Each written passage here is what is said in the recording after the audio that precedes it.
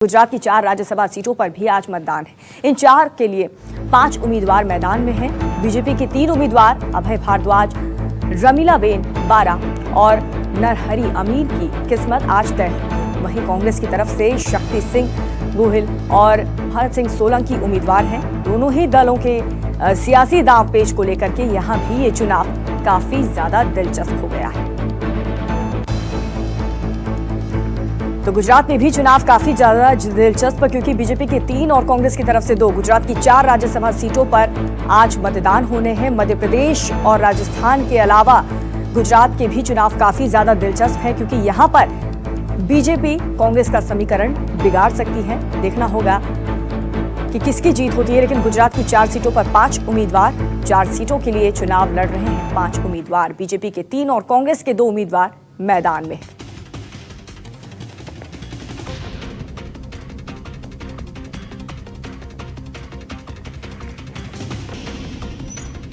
भूपेंद्र सिंह हमारे साथ जुड़ चुके हैं ज्यादा जानकारी के साथ। भूपेंद्र, मध्य प्रदेश और राजस्थान के अलावा गुजरात के चुनाव भी काफी ज्यादा दिलचस्प है। यहां पर उम्मीद है कि कांग्रेस का समीकरण बीजेपी बिगाड़ सकती है।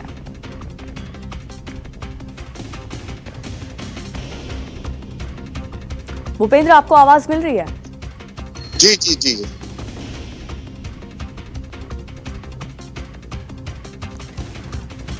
भूपेंद्र, सीटें 4 और उम्मीदवार 5 है। यहां पर किसकी जीत और किसके लिए चैलेंज ज्यादा नजर आ रहा है?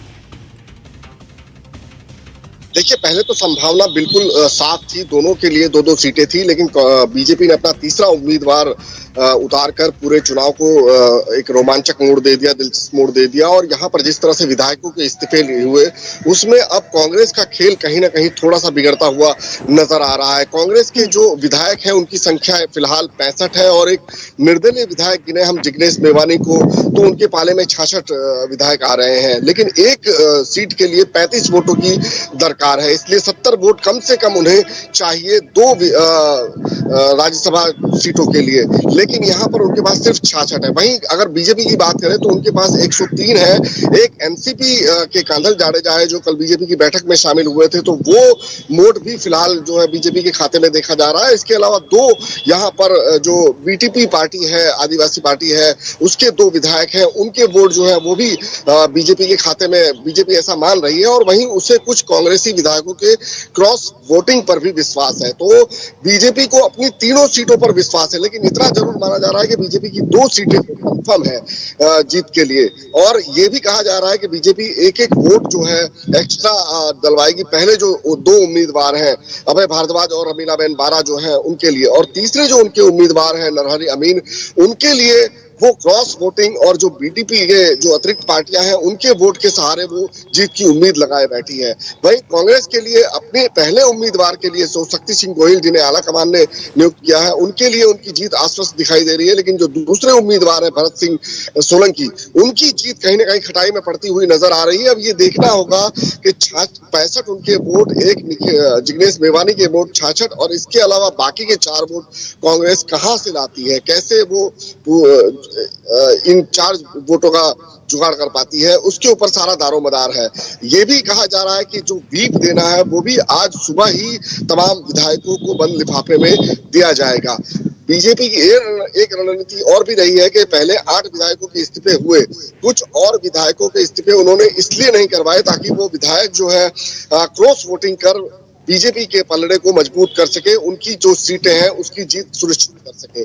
तो ये भी एक रणनीति अपनाई गई है। अब पूरा खेल कैसे ये खेला जाएगा, ये कुछ देर के बाद पता चलेगा कि कैसे दोनों पार्टियां अपने अपने उम्मीदवारों को जिताने के लिए क्या क्या हथकंडे अपनाती। बिल्कुल, हर मुमकिन हर संभव प्रयास यहाँ पर किया जा रहा है अपने अपने उम्मीदवारों को जिताने का, दोनों ही पार्टी की तरफ से। बहुत बहुत शुक्रिया आपका भूपेंद्र इस जानकारी के लिए। तो आज राज्यसभा की कुल 24 सीटों पर चुनाव होना था, लेकिन कर्नाटक की 4 सीटों पर सभी निर्विरोध चुन लिए गए हैं।